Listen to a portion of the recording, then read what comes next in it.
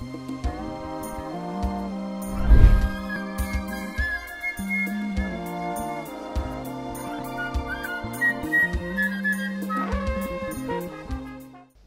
à toutes et à tous, meilleurs vœux à tout le monde pour ce nouvel an de 2021. Alors nous avons encore le plaisir de vous retrouver une fois de plus avec Parlons Jeunesse Magazine avec son premier numéro de 2021. Nous allons parler aujourd'hui du sujet qui est aussi un sujet phare actuellement à ce qui concerne la taxe RAM instaurée par le ministre de PTNTIC, M. Tibassa.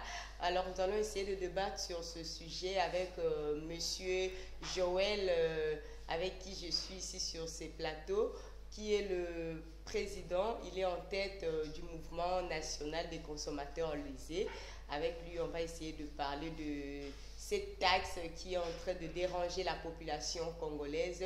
C'est presque tout le monde qui est contre la taxe RAM instaurée par le ministre de PTNTIC. Bonjour, Monsieur Joël. Bonjour, madame. Rappelez-nous encore un peu votre nom, c'est Monsieur Joël qui, ça m'a échappé. Je m'appelle Joël Amika, activiste et militant des droits des consommateurs. Voilà.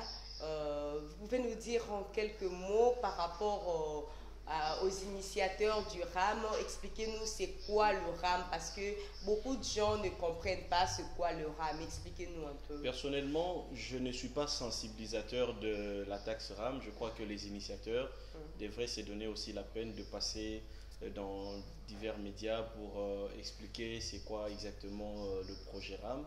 Mais tout ce que je peux dire en quelques lignes, la taxe RAM, c'est une taxe, c'est un registre des appareils contrefaits. Alors, l'État congolais s'est dit qu'il veut nous protéger de téléphones pirates. Et sur ce, nous, on devra payer une taxe qui équivaut à peu près à 8 dollars l'an et à 1,17 dollars par trimestre. Et donc, comment est-ce qu'il soutire, en fait, comment est-ce qu'il retire l'argent? C'est lorsque vous achetez du crédit, je ne sais pas si vous avez déjà commencé à remarquer, qu'on vous soutire à peu près 117 unités. Automatiquement, oui. C'est de l'argent qui va aller directement au PTNTIC comme frais de la taxe RAM. Parmi les avantages de cette taxe, ils ont mentionné sur le fait que lorsque vous perdrez votre téléphone, ils auraient la possibilité de l'identifier ou encore de le retrouver. Aussi, ils ont dit ça a des avantages sur le plan sanitaire parce que les téléphones pirates sont propices comme ça. Ça nuit à la santé. Voilà, à des mauvaises maladies et tout. Donc voilà, autant de raisons. Et mais maintenant, le mouvement national des consommateurs lésés n'est pas d'accord avec le ministre de PTNTIC, avec le ministère. Nous disons en amont que le registre en soi, donc le projet RAM comme projet, c'est un projet important. Il est important d'identifier les usagers de la téléphonie mobile. Il est important d'identifier les emails, les adresses email de tous les téléphones qui sont utilisés dans notre pays et ailleurs, ça s'est fait. Mais maintenant, là où nous ne sommes pas d'accord, c'est le fait de taxer les consommateurs congolais, n'est-ce pas? Le fait d'offrir ce service-là moyennant quelque chose, n'est-ce pas? C'est comme ça que nous disons, c'est un projet important, mais ils ont finalement rendu les projets antisocial. Antisocial parce que l'année 2020 a été une année très difficile pour les consommateurs congolais. Nous avons fait face à une épidémie très ravageuse, notamment la Covid-19. Les gens n'ont suffisamment pas d'argent. On a déjà imposé aux Congolais 2 taxes à une année, notamment l'hyper. Donc, ajouter encore la taxe RAM, ça sera du trop pour les consommateurs congolais. Mais vous ne trouvez pas que ça serait dans le but de remonter l'économie du pays?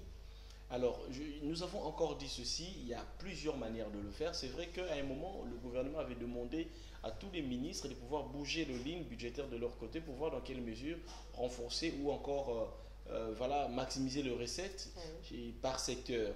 Mais nous disons ceci, les secteurs de la télécommunication, c'est l'un des secteurs qui rapporte beaucoup d'argent, déjà à la base. Parce que les télécoms payent beaucoup de taxes, mais aussi parce que la communication dans notre pays coûte extrêmement cher. Souvenez-vous qu'il y a quelques années, à peine, on achetait 50 unités à 250 francs, n'est-ce pas? Et 100 unités à 500 francs. Aujourd'hui, c'est 2000 francs, 50 unités, plutôt 100 unités. Oui, donc vraiment, le pouvoir d'achat des Congolais n'a pas arrêté, n'a pas cessé de connaître vraiment une baisse très très sensible. C'est pourquoi nous nous disons, le projet il est important, pertinent. Mais le fait de taxer les consommateurs congolais, pour nous, c'est de l'escroquerie de l'État. Mais parlons toujours du RAM. Prenons l'exemple d'un pays africain, le Cameroun, parce qu'eux aussi, ils ont subi cette taxe de RAM. Mais chez eux, par rapport aux sources d'informations que nous avons eues, la taxe RAM est prélevée à 33% du prix d'achat de l'appareil. Mais pourtant, ici en RDC, on nous demande juste de payer, je crois, c'est taxé par rapport au type de téléphone, 2G, 3G ou 4G. Chaque type de téléphone a son tarif et c'est bien fixe. Mais pourtant, au Cameroun, c'est élevé à 33% du prix d'achat de l'appareil. Vous ne trouvez pas que c'est avantageux ici en RDC par rapport à ailleurs? Une information encore à vérifier. Déjà, je vais encore ajouter ceci. C'est que lorsque vous achetez un téléphone, peut-être que vous ne tirez pas assez d'attention sur ça, vous payez la taxe, la TVA notamment, n'est-ce pas? Donc, il y a déjà une taxe que vous payez. Alors, si au Cameroun, en plus de la TVA, il y a la taxe RAM que les usagers ou les consommateurs camerounais payent, eh bien, c'est normal pour eux. Mais moi, je ne défends pas pour l'instant les consommateurs camerounais. Je parle des droits des consommateurs congolais. Non, c'est juste les consommateurs congolais, évaluation justement, que nous sommes en train les de consommateurs faire. congolais font face à beaucoup de difficultés depuis une dizaine d'années. N'oubliez pas que la vision, ou encore le chef de l'État actuel, il a été élu sur base d'une vision axée sur le peuple d'abord. Une vision sociale, voyez-vous. Alors, on ne peut pas comprendre qu'en 2 ans, où le pouvoir de M. Tshisekedi est en train de se battre pour relever les pouvoirs d'achat des Congolais, ce qui n'est pas encore le cas, en 2 ans où nous n'avons toujours pas résolu le problème de la pénurie d'eau dans nos quartiers, en 2 ans du pouvoir où on n'a toujours pas résolu le problème du manque d'électricité, en 2 ans où on n'a toujours pas réussi à réduire ou à lutter contre la fracture numérique, la connexion Internet demeure toujours un luxe dans ce pays, on ne peut pas comprendre qu'un gouvernement qui s'est dit socialiste vienne en plus de toutes ces difficultés que j'ai soulevées, imposer une taxe supplémentaire. Pour nous, ça fait du trop, vous voyez. Mais il y a des histoires qui s'arrangent, bien sûr, petit à petit. On ne peut pas aller vite en besoin, soit embrasser tout à la fois. Et vous venez de parler de la connexion Internet. Monsieur Kibas a dit que pour améliorer la communication en RDC, et cette taxe du RAM fait partie aussi de la lutte pour améliorer la communication. Parce que si il éliminait les appareils contrefaits, ça améliorerait la communication. C'est faux, c'est encore une autre escroquerie. Nous disons d'abord ceci, que pour lutter contre les téléphones contrefaits, pour l'instant, il y a lieu de se mettre en accord et de travailler vraiment en synergie avec les structures étatiques appropriées, notamment l'OCC, que l'OCC fasse très bien son travail et que les téléphones contrefaits n'entrent plus dans le pays, n'est-ce pas? Ça, c'est un. Deuxièmement, lorsqu'il dit, voilà, améliorer, je ne sais pas s'il parlait des coûts de la communication ou encore la qualité. La qualité. Alors, la qualité de la communication ne sera pas résolue parce que vous et moi avons payé une quelconque taxe, parce que déjà en achetant le crédit, nous faisons entrer aussi de l'argent autant chez les télécoms, autant qu'à la caisse de l'État congolais. N'oubliez pas que le prix de cartes de crédit et tout consort sont des prix décidés en synergie avec l'État congolais. Donc l'État y est pour responsable en termes de difficultés ou du coût élevé de la communication dans notre pays. Vous voyez? Et donc en plus de cela, il n'a pas besoin que vous et moi payions une taxe pour prétendre améliorer la qualité de la communication. Ça reste vraiment une sorte d'escroquerie d'État. Donc pour vous, vous pouvez dire que le RAM, c'est une taxe supplémentaire imposée à la population, soit c'est une rémunération du service comme eux-mêmes ils le disent.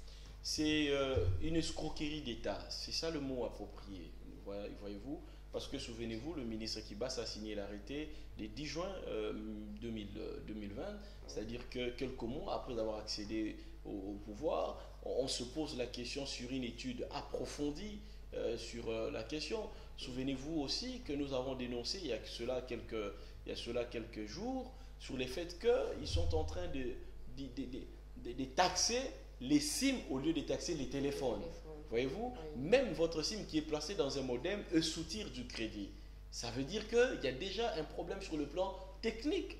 Mais aussi lorsque nous pouvons aller encore très loin, notamment sur les précurseurs ou encore l'initiateur du projet qui est une entreprise internationale, c'est 5C Énergie. Cette entreprise s'est dit ou a dit que l'installation de toute la technologie ou encore pour l'exécution entière du projet RAM, ça leur a coûté 5 millions de dollars. Alors nous disons ceci. Est-ce que l'État congolais manque vraiment 5 millions? N'est-il pas possible de trouver 5 millions affectés à l'ARPTC et que l'ARPTC fasse le même travail de registre des appareils, mais gratuitement pour les Congolais? C'est ça résoudre un problème. C'est ça le social. C'est pour ça que les Congolais ont élu les chefs de l'État. Voilà, le RAM a été instauré depuis le 24 décembre, si je ne m'abuse. Alors, pendant votre démarche, quels résultats avez-vous déjà eu par rapport à votre contestation à la taxe RAM? Alors, je veux dire ceci, nous sommes un mouvement citoyen, un mouvement de masse. Nous avons une procédure, nous avons commencé d'abord via une campagne virtuelle, notamment sur les médias sociaux, je ne sais pas si vous avez vu le visuel. Nous avons dénoncé cela et beaucoup de consommateurs via la toile nous soutiennent et appuient notre combat. Nous avons adressé une correspondance au ministre du Titel en espérant avoir son feedback. C'est ça la procédure normale chez nous. Et donc en ayant 72 heures, si jamais nous avons un feedback, nous serons donc contraints de faire une sorte d'appel à une marche pacifique devant l'hôtel du gouvernement. Et au-delà de la marche, nous continuerons à faire le lobbying, pression et au besoin, comme la loi nous le permet d'ailleurs, de pouvoir attaquer une décision du ministre au Conseil d'État. Et vous êtes convaincant que votre démarche aboutira à un résultat positif? Nous sommes très très convaincus que cela va aboutir à quelque chose de sérieux. Pourquoi? Parce que, nous avons confiance à l'écoute active du chef de l'État actuel. Il écoute, n'est-ce pas? Mais également parce que nous restons persuadés sur la force de la population. Voyez-vous, souvenez-vous, il y a une auteure, Dominique Annette, elle est belge, elle parlait de l'après-communication dans son livre. Dans son livre, elle dit exactement ceci. Nous sommes à l'ère du nouveau paradigme de la communication, à l'ère où les gouvernés sont devenus des acteurs majeurs des décisions qui doivent être prises. Donc on est à un moment où les consommateurs congolais qui me suivent à travers vos caméras doivent comprendre la force qu'ils détiennent eux-mêmes pour renverser une quelconque décision. Quand nous ferons appel à une marche, même si je ne revenais pas sur votre plateau pour lancer l'appel, mais vous allez devoir informer les consommateurs et que les gens se mobilisent pour se joindre à nous. Plus nous serons nombreux à dire non à la taxe Kibasa, plus nous serons pris au sérieux et plus les chefs de l'État nous prêtera encore une oreille attentive. Vraiment, parlons un peu de votre mouvement MNCL. Yeah. Ça a commencé depuis quand? Qu'est-ce que vous avez déjà eu à aboutir comme résultat? Parce que je vois votre objectif, c'est beaucoup plus contester des histoires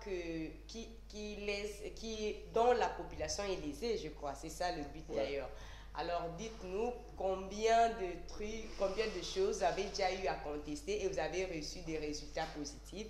Et dites-nous aussi l'historique de votre mouvement. Ça a commencé depuis quand et où?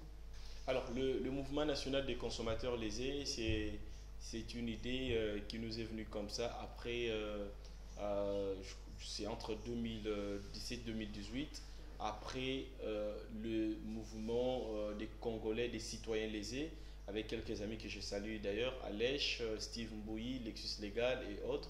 on était arrêté sur l'affaire passeport. Ouais. Donc c'était notre première sortie. On a manifesté sur le coût des passeports. Et donc aujourd'hui, ça a donné un résultat, je crois, on va dire considérable. Ouais. Mais maintenant, après, les citoyens lésés, chacun de nous est passé à autre chose. Ados Ndomba s'y a postulé, il est devenu député. Lexus est auprès de M. Fayoulou. Chacun de nous est allé à autre chose. Alèche, plus musicien qu'activiste, aussi très engagé. Et donc, qu'est-ce qui s'est passé après? Nous, on s'est dit, moi personnellement, que le problème, c'était au-delà du passeport. C'est comme ça qu'en 2018 exactement, je vais devoir écrire sur la naissance du mouvement national des consommateurs lésés. Mais on n'était jamais actif non plus parce que j'avais un contrat avec l'hôpital de Panzi, donc j'étais allé à Bukavu. Et donc c'est cette année, il y a cela juste quelques mois, que nous avons été lésés sur la tarification de Vodacom. Lorsque vous consultez votre balance M-Pesa, Oui. Vodacom vous récupère ça et 1 franc congolais. C'est là que nous nous sommes dit, non, c'est vraiment du trop. Ça, c'est de l'escroquerie encore, n'est-ce pas? Parce que la Banque centrale définit sur le fait que la consultation de votre compte bancaire est gratuite, voyez-vous? Et donc, nous avons dénoncé cela. Il y a eu beaucoup de partages. Et qu'est-ce qu'on a fait? Après, on a écrit une lettre à Vodacom. Vodacom n'avait pas réagi. Nous avons organisé le 8 décembre à 8 h une marche devant, plutôt un sitting devant le quartier général de Vodacom. Et donc après, les responsables de Vodacom sont descendus pour nous recevoir. Ils nous ont reçus, nous avons soumis les mémos. Et donc c'est là qu'ils avaient promis d'aller en vacances et revenir au mois de janvier pour nous faire un feedback sur les décisions qui seront prises par rapport à nos préoccupations. Mais nous on avait dit, si les préoccupations des consommateurs congolais ne sont pas prises au sérieux, nous allons devoir poursuivre avec la pression. Je veux aussi profiter pour dire ceci. Il ne sera pas facile ce combat que nous menons parce que, premièrement, c'est un vent nouveau. Deuxièmement, parce qu'il s'agit des puissants, en fait. Ils sont très puissants. Et là, en parlant de la taxe RAM, il s'agit de Kibasa, qui est un ministre, pire encore, proche du président de la République, où il nous regarde, il dit non, c'est un jeune homme, il chôme, il regarde, il cherche le boulot. En fait, ils se disent vraiment que non, bon voilà, nous on s'en fout, on ne va pas prendre ça au sérieux. Voyez-vous? De la même manière, une multinationale telle que Vodacom, ils vous regardent, ils disent mais non, franchement, nous on s'en fout, c'est des jeunes et tout qu'on sort. Ça ne sera pas facile pour nous, ça je sais. Mais maintenant, le problème, c'est qu'ils ne négligent pas non plus l'enjeu de l'image. Ils sont très sensibles en termes d'image. Voyez-vous, aujourd'hui, Kibasa passera, mais qu'est-ce que les Congolais retiendront de lui? N'est-ce pas? Et Vodacom face à la concurrence. Vodacom face à la concurrence, qu'est-ce que les gens retiendront de lui? Est-ce que vous vous êtes déjà posé la question, pourquoi en 2016, 2017, à chaque fois qu'il y avait des marches, les gens partaient toujours piller les sociétés des télécoms? Vous savez pourquoi? Mais parce que les Congolais ont toujours pris ces multinationales-là comme des prédateurs. Nos frères qui travaillent là-bas dans la sous-traitance gagnent combien? Combien est-ce que ces gens-là renforcent nos difficultés? Ce qui fait que quand il y a une tension dans le pays, ils sont parmi la cible. Même si je n'encourage pas forcément, mais ils sont parmi la cible. Pourquoi? Parce que l'image qu'ils véhiculent, c'est des gens qui s'en foutent de nous. Eux, c'est juste de l'argent. Souvenez-vous, il n'y a pas très longtemps. Vous avez eu aussi déjà à contester sur les prix la hausse du prix du crédit.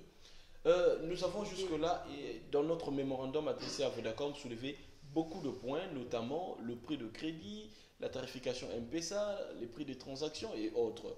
Mais cela ne se limite pas qu'à Vodacom, c'est un problème presque chez tous les télécoms. Sauf que d'autres télécoms ne vous demandent pas de l'argent pour regarder votre compte.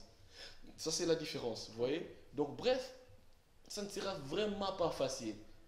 Que les gens n'attendent pas le résultat du jour au lendemain. C'est un combat contre les multinationales, contre le puissant. Souvenez-vous, il y a 4 jours, qu'un ambassadeur ou un envoyé, un communicateur de M. Kibasa a fait une publication sur la toile pour dire « Bolinga, bolinga te bokofuta ».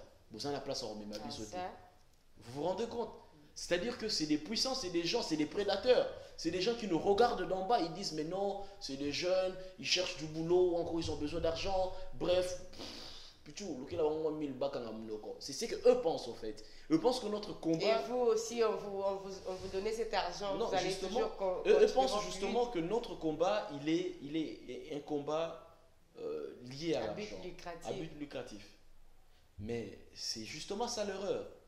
Et pire encore, aujourd'hui, tu peux donner 1000 $ à Joël, 2000 à Joël, 3000. Mais cela ne change pas la perception de ta marque ou de ton projet au sein de l'opinion. Le problème aujourd'hui, ce n'est plus Joël. Le problème aujourd'hui, c'est les gens qui nous regardent. C'est la masse. Vous voyez? Donc, c'est ça autant de problèmes que nous avons et que nous rencontrerons sur le chemin de ce combat. Grâce à Dieu, moi j'ai déjà mon boulot et en plus de cela, j'ai une entreprise que je gère. Donc, je n'ai pas à aller chercher du boulot quelque part. Donc, notre combat, c'est un combat citoyen. Voilà, nous avons suivi aussi qu'il y avait des motions qui a été là-bas au Parlement par rapport il y a un député qui a aussi Ogi Mafuta, voilà, que je salue d'ailleurs. Voilà, qui a contesté aussi à cette taxe de M. Kibasa. Alors, eux qui sont dans la politique, parce que nous aujourd'hui nous sommes jeunes, nous avons besoin de jeunes qui peuvent revendiquer le droit de la population, comme vous, comme ça. Vous êtes un jeune courageux, je vois. Merci. Mais déjà, nous remarquons qu'il y a des députés au sein du Parlement, jeunes aussi, mais ils n'arrivent pas à affronter des ennuis que subissent la population. Alors, qu'est-ce que vous pouvez dire par rapport à ce phénomène? Et déjà, j'encourage aussi le député M. Guy qui a contesté la taxe. Ouais. Il est le seul à le faire. Jusque-là, qu'est-ce que vous pouvez dire par rapport aux députés jeunes qui sont au Parlement, qui ne font rien, qui sont là juste pour croiser le bras et attendre les salaires? Non, moi je n'ai rien à dire là-dessus. Ils ont été élus par le peuple et moi je pense que nous sommes le paysage de gens que nous avons élus. Vous voyez, bizarrement, hein, aussi bizarre que cela puisse être, nous correspondons vraiment aux gens que nous avons élus.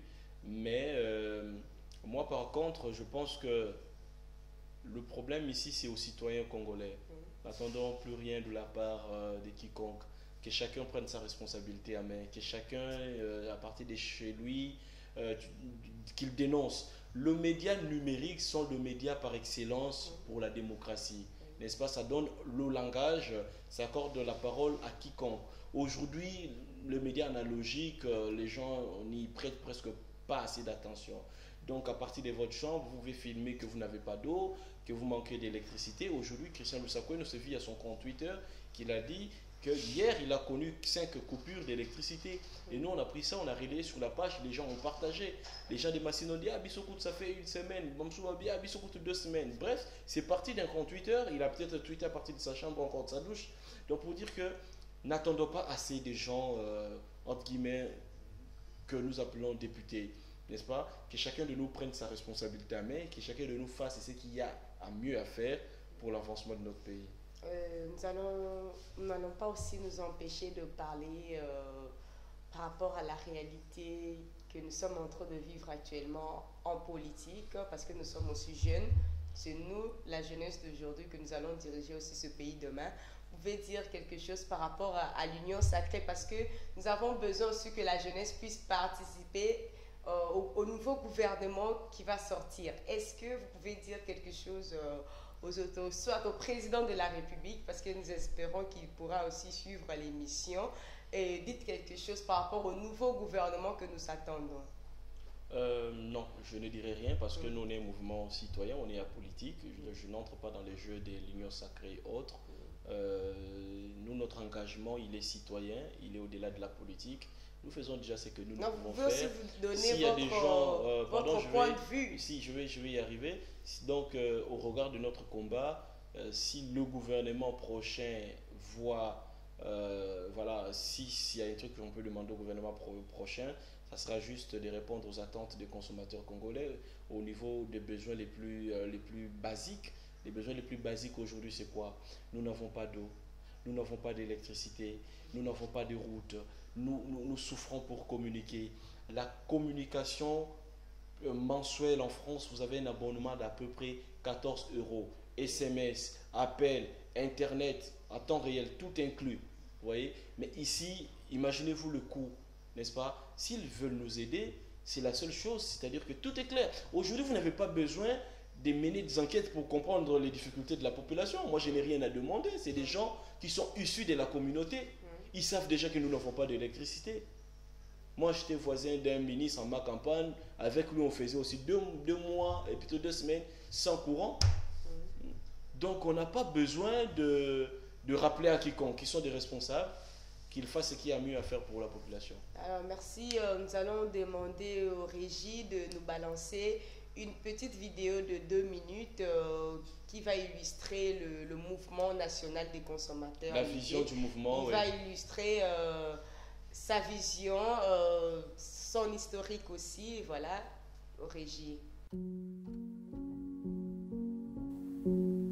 Mesdames et messieurs, chers compatriotes, en République démocratique du Congo, notre pays, les entreprises publiques et privées ne respectaient pas les consommateurs congolais que nous sommes. Il suffit de regarder comment les fonctionnaires de l'État sont traités comme des pauvres mendiants par les banques où ils perçoivent leur salaire. Il suffit de voir la SINEL qui nous dépose les factures d'une électricité extrêmement instable. Il suffit de constater la pénurie d'eau dans nos quartiers. Il suffit de regarder la mauvaise qualité de la connexion Internet que nous offrent nos télécoms. Il suffit de regarder ces coupures perpétuelles du signal de CanalSat, les services pour lesquels nous déboursons d'ailleurs beaucoup d'argent. Il suffit d'ouvrir les yeux et voir de plus près combien nous ne sommes pas respectés en tant que consommateurs. Toutes ces agressions sociales et économiques auxquelles nous sommes tous victimes depuis plusieurs décennies nous ont conduit à la création du Mouvement national des consommateurs lésés. Une plateforme issue de l'indignation des milliers de consommateurs livrés à eux-mêmes.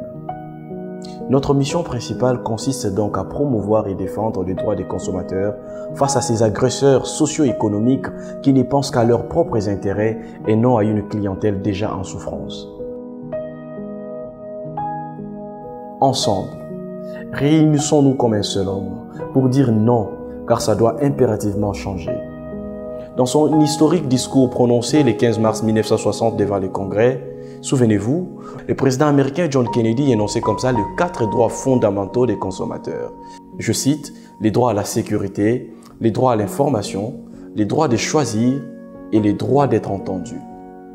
Le Mouvement national des consommateurs lésés s'engage donc à vous accompagner à retrouver le respect que vous méritez en votre qualité de consommateur. Nos avocats vous accompagneront à trouver réparation face à ces crimes sociaux et économiques dont nous sommes tous victimes. Ne tardez pas, rejoignez-nous dès à présent et ensemble, luttons contre toutes ces violations des droits des consommateurs congolais. Que Dieu bénisse la République démocratique du Congo, notre pays. Voilà, pour revenir, vous allez dire un dernier mot par rapport à cette taxe du RAM aux autorités, bien sûr, parce que ça vient d'eux. Dites-leur quelles sont vos attentes par rapport à la taxe RAM. Merci beaucoup. Je tiens premièrement à vous remercier, mais également à remercier votre chaîne de télévision pour cette occasion que vous nous avez accordée. Vous savez, c'est un sujet très très sensible. Très peu de gens nous accordent leurs espaces parce qu'ils se disent qu'il s'agit de M. Kibassa, il est de l'UDPS, il est proche du président actuel. Nous, on n'aimerait pas entrer là-dessus, mais vous avez aussi bravé la peur. Ouais, ça, c'est parlons jeunesse, faisons parler la jeunesse. Et donc, je suis très fier d'être de la jeunesse congolaise, mais surtout très fier d'avoir été le premier invité de Parlons Jeunesse. Mais un message à toutes les autorités qui nous suivront via votre média, nous demandons juste la conscience collective. La conscience collective sur le fait que peu importe l'argent que vous allez devoir amasser, vous passerez sur la même route que moi, qui n'est pas asphaltée. Peu importe les gyrophares, les trucs, voilà, le mois Nanzela, ministre Azoya, mais les kakars Nanzela Moko, tes tantes passeront par la même route, ils connaîtront leur véhicule, connaîtra le même problème que le mien, voilà. Parce que nous vivons dans la même communauté. Nous n'avons pas d'électricité, nous n'avons pas d'eau, nous n'avons pas de route. Ça, c'est les besoins les plus élémentaires sur la pyramide de besoins des Congolais. Donc, il est important que chacun de nous soit conscient sur ce qu'il y a à mieux à faire pour le pays. Tu peux amasser toutes les richesses du monde, tu ne vas pas partir avec, mais vous allez devoir laisser le Congo. Merci beaucoup. Voilà, je crois que nous sommes arrivés à la fin de notre première édition Parlons Jeunesse de 2021 avec notre premier invité de 2021, M. Joël du MNCL. Alors, nous avons eu le plaisir d'être devant vous aujourd'hui Vous étiez nombreux devant vos écrans pour nous suivre. Alors, je vous dis au revoir. Nous allons nous séparer. Nous allons finir là. N'oubliez pas de nous suivre aussi en intégralité sur notre chaîne YouTube Koyal TV 1 et abonnez-vous aussi à la chaîne. Nous avons aussi une page Facebook Parlons Jeunesse Magazine et suivez-nous toujours chaque jeudi à 21h30 et rediffusion chaque samedi à 19h20 sur Face Télévision. Je vous dis au revoir.